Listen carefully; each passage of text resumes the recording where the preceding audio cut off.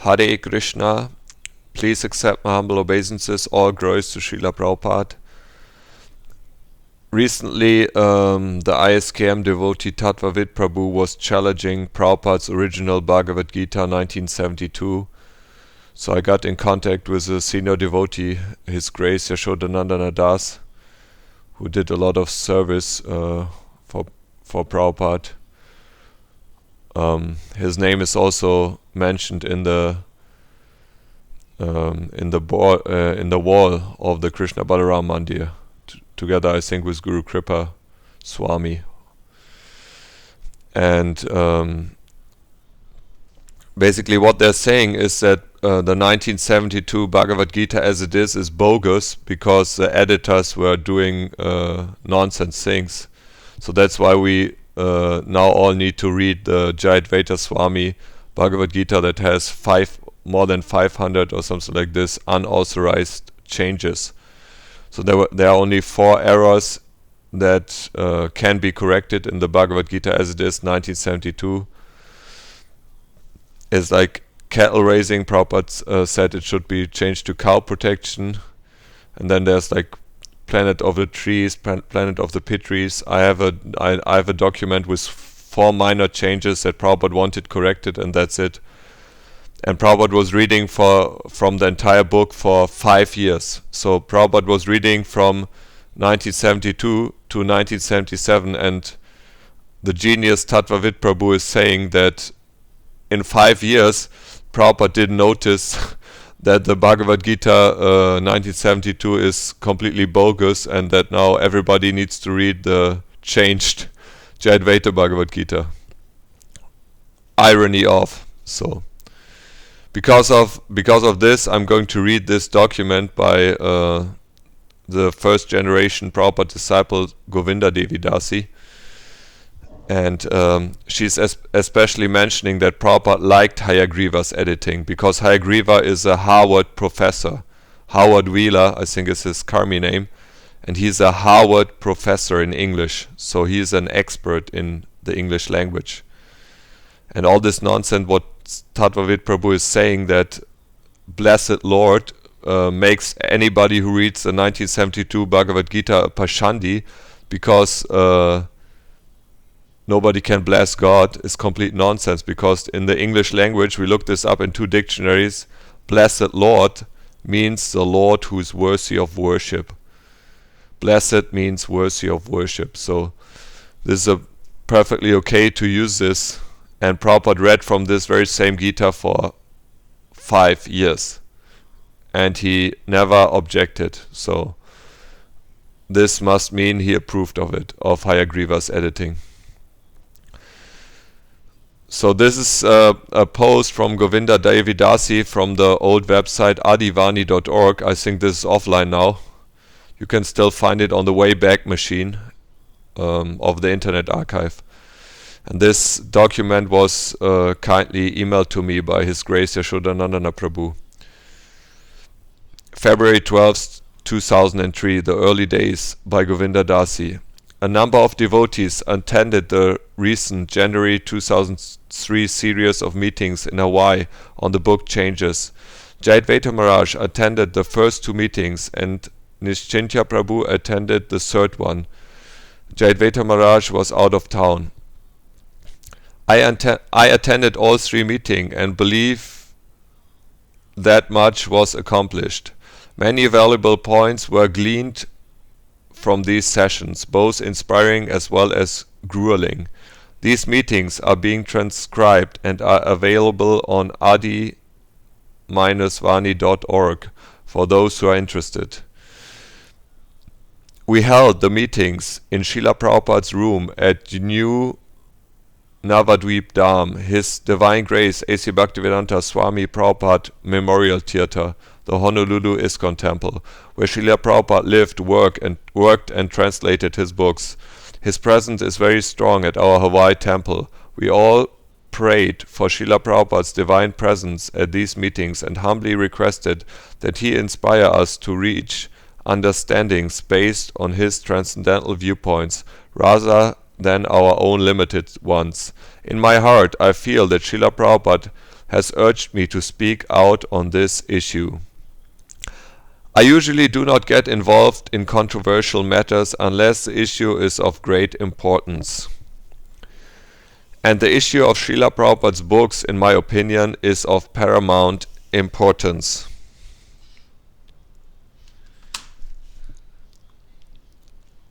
I have had many realizations and wishes to share.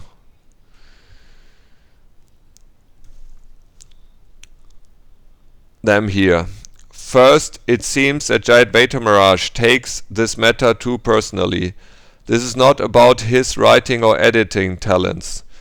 He should understand that we are not challenging his writing or editing abilities. He is a good writer and editor and can write and edit any number of books that will be both useful and beneficial to the world. Nevertheless, he should not take the liberty of changing what Srila Prabhupada has already written, approved, signed off, published and spoken from. This is inappropriate by any standard. Call it Arsha Prayoga, bowdlerizing or common sense. We just don't change the words or writings of our Guru. It is a spiritual issue, not a mundane one. We cannot improve our Guru's words, and if we think we can, it's mundane vision. This is not an issue for mere scholarly debate. This is a sacred issue, the very heart of our Guru Maharaj. His books are his heart, his gift to the world. They should not be criticized, decimated, undervalued, or above all changed to suit the taste of scholars or revisionists. To even consider doing so betrays the consciousness of I am on the same level as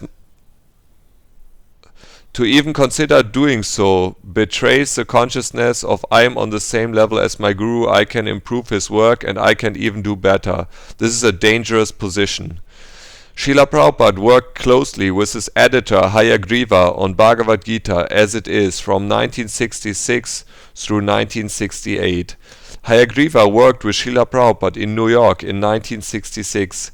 He came from New York to San Francisco in late 1966 or early 1967 to continue working with Srila Prabhupada at the San Francisco temple. Hayagriva was already at the San Francisco temple when I first met Srila Prabhupada in 1967.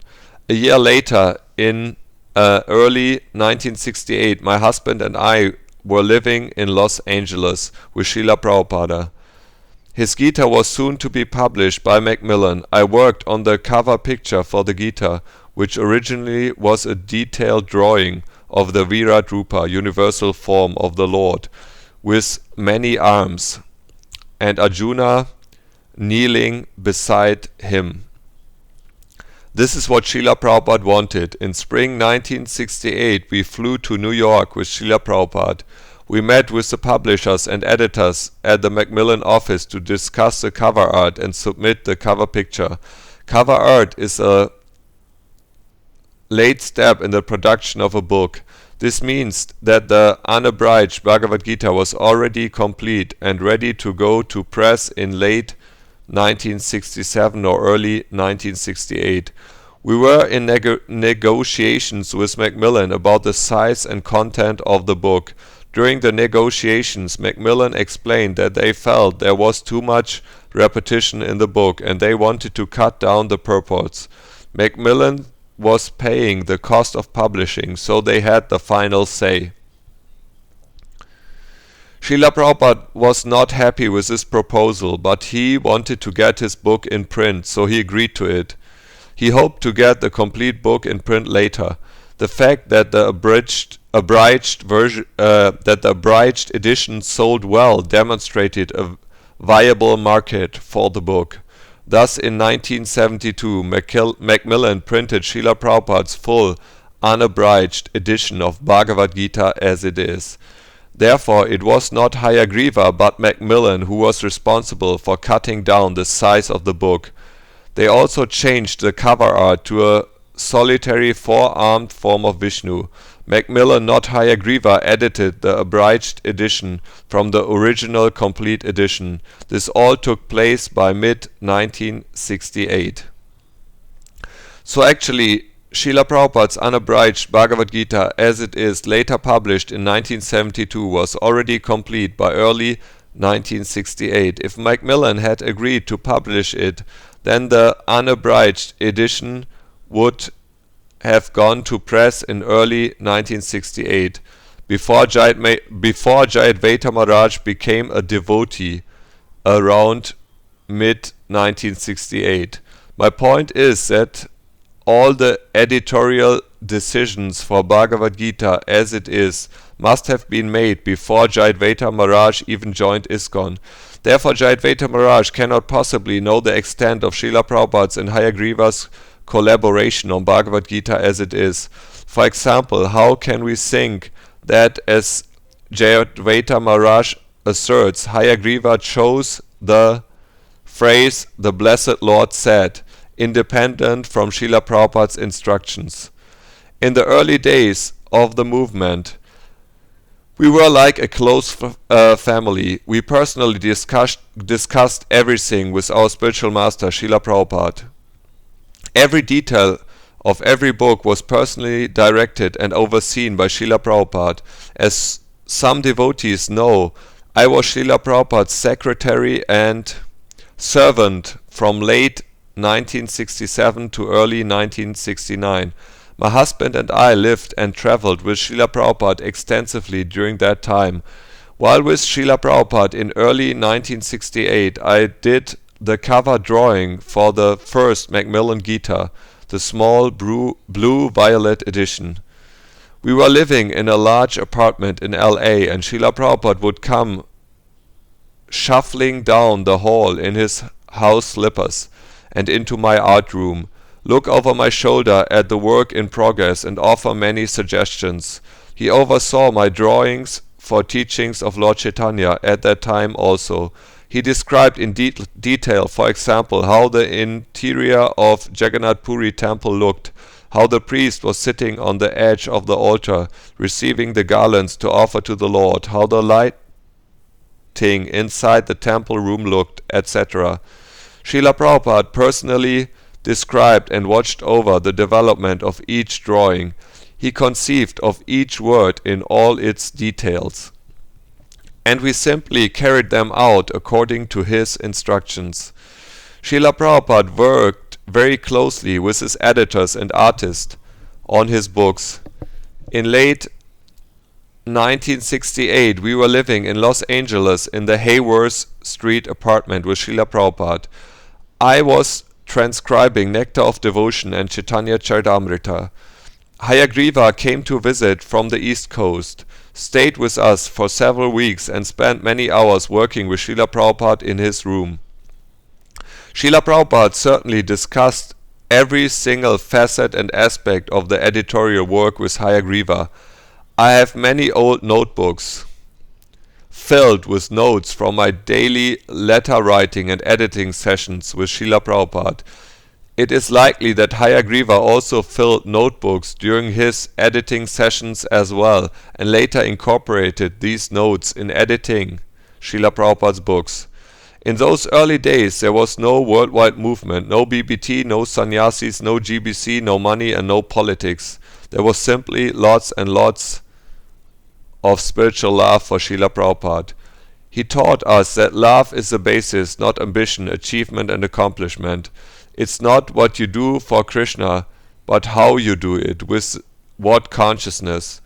There was just Srila Prabhupada and his family of devotees, and we worked on the books together. Srila Prabhupada certainly oversaw the specific details of the artwork, and he had plenty of time to oversee the writing and editing as well. My point here is that we are assuming a lot if we think that Srila Prabhupada didn't know what was going on with his books. He was directly involved with supervising every aspect of book production, both externally and internally. There's an esoteric spiritual side of this. He was working through us willing disciples, empowering us with his Midas touch. His bhakti infused everything he touched, and we willing servants were simply vehicles for his mercy to shine through. We were not the doers, we were only Srila Prabhupada's instruments. Our only qualification was our sincerity and our simple desire to serve, not to become great ourselves, but to put forth the greatness of our Guru. That was our driving desire. Jayadvaita Maharaj says that he changed the Bhagavad Gita to be more in keeping with the original manuscript. I question which manuscript, since nearly 2 years of editing by Srila Prabhupada and Hayagriva had already taken place before Jayadvaita even joined the movement. There certainly were many working drafts and manuscripts in various stages of editing, since Srila Prabhupada spent many hours, weeks and months going over every detail of every single verse of the Gita with Hayagriva. Jayadvaita Maharaj confirmed this in the second Hawaii Ishtagoshti meeting. There is no one original manuscript.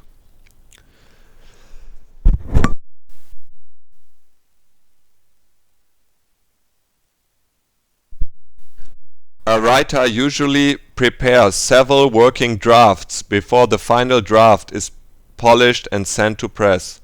For example, I made several drafts of this letter, correcting spelling, grammar and style. The first drafts are in my trash bin. I am signing this, the final draft, for publication. If someone took an earlier draft out of my trash bin and published it, I would be greatly annoyed. Similarly, Srila Prabhupada's signature is on the final draft of the complete Bhagavad Gita as it is, completed in 1968, but not published until 1972. Not on any so-called original manuscripts. Jayadvaita Maharaj may possess.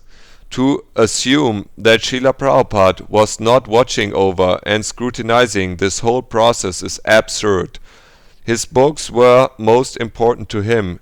He knew both internally and externally what was going into his books, and he signed and sealed the work when it was completed to his satisfaction and ready to go to press.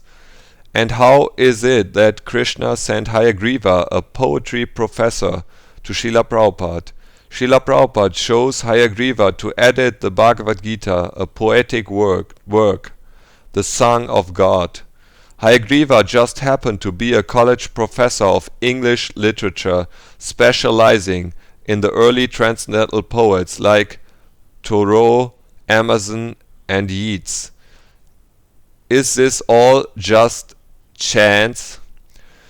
Books go through several stages of editing on their way from the first draft to being ready to go to press. Usually different editors with appropriate backgrounds, qualifications and skill levels perform these different stages of editorial work. The original manuscripts excerpted on Jayadvaita Maharaj's website defending his changes to Bhagavad Gita as it is clearly have received spelling and grammatical edits. It is obvious to the trained eye of an experienced editor that they are ready for the next stage, the style edit. Srila Prabhupada engaged Hayagriva, a highly trained and qualified English writer, poet and editor, as a comprehension and style editor to give Bhagavad Gita as it is a poetic, flowing, readable style, acceptable to the widest audience as well as the most highly educated class of intelligent readers. Srila Prabhupada came from Krishna Loka to write some books. He was happy with those books. He read and reread them from cover to cover.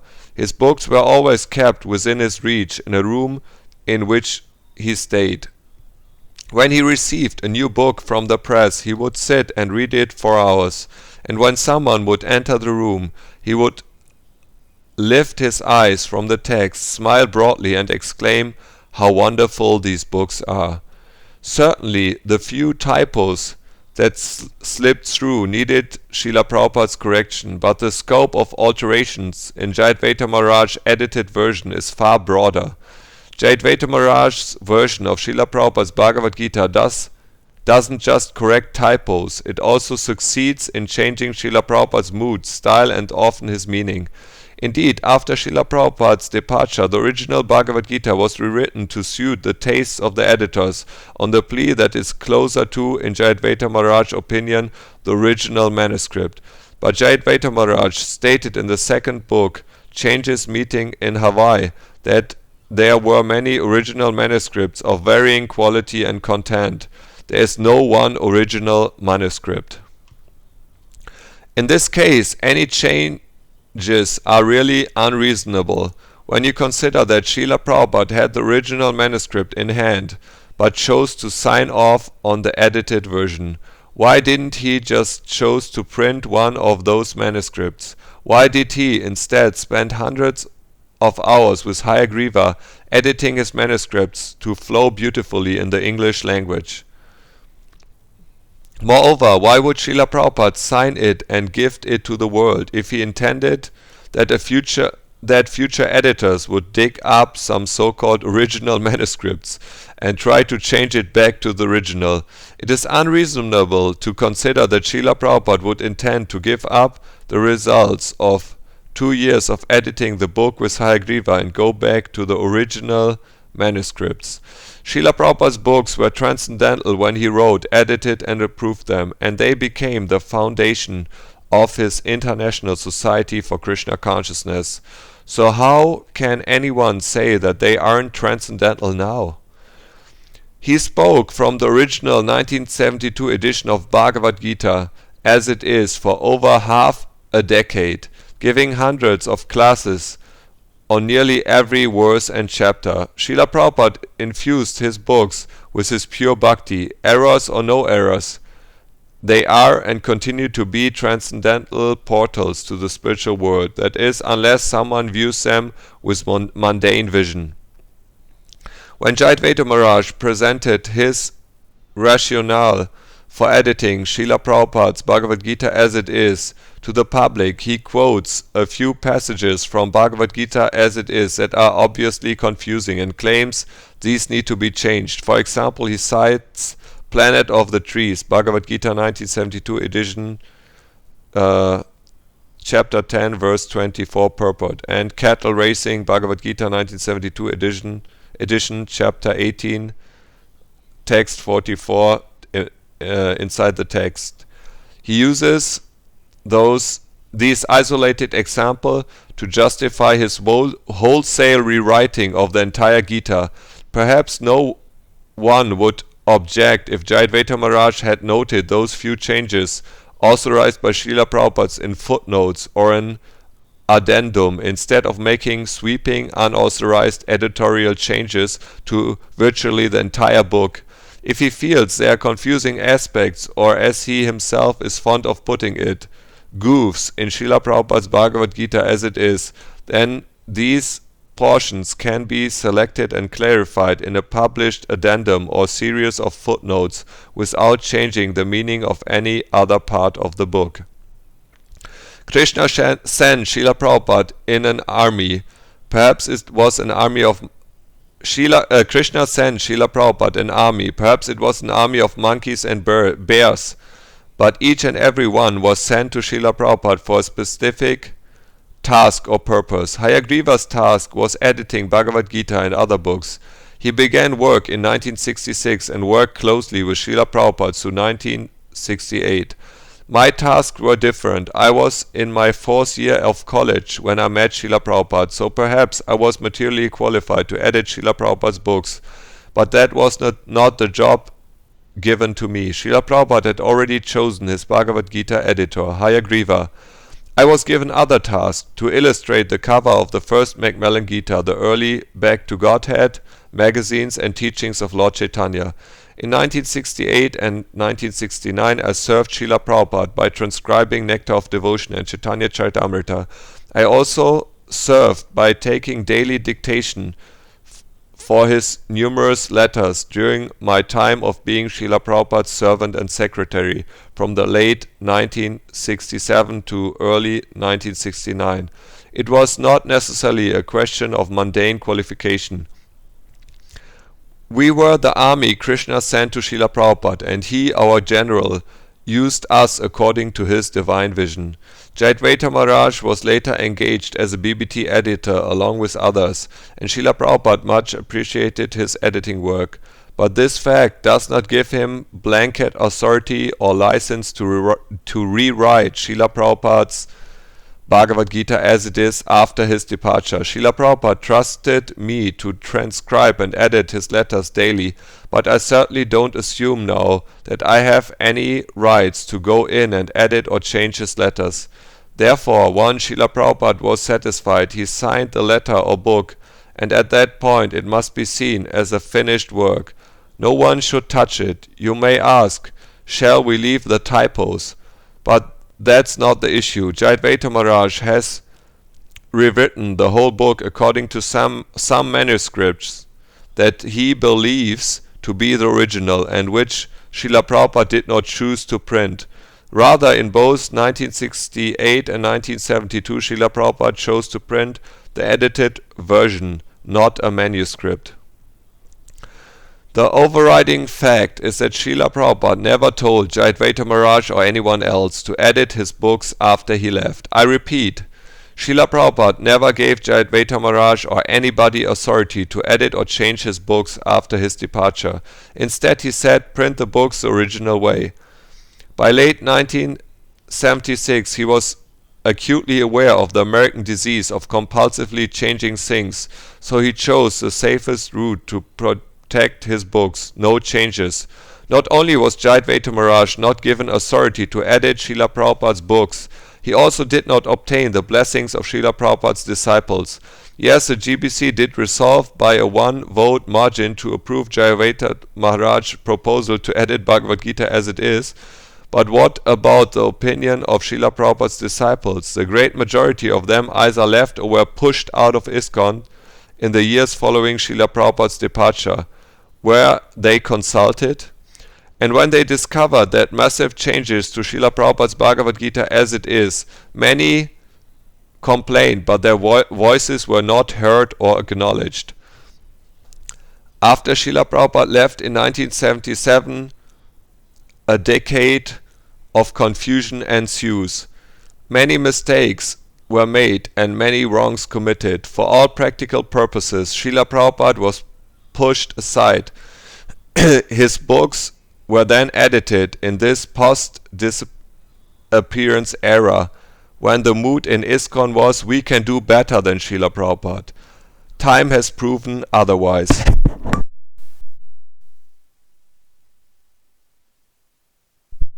How will ISKCON view this era? They will likely see it as the dark ages of ISKCON.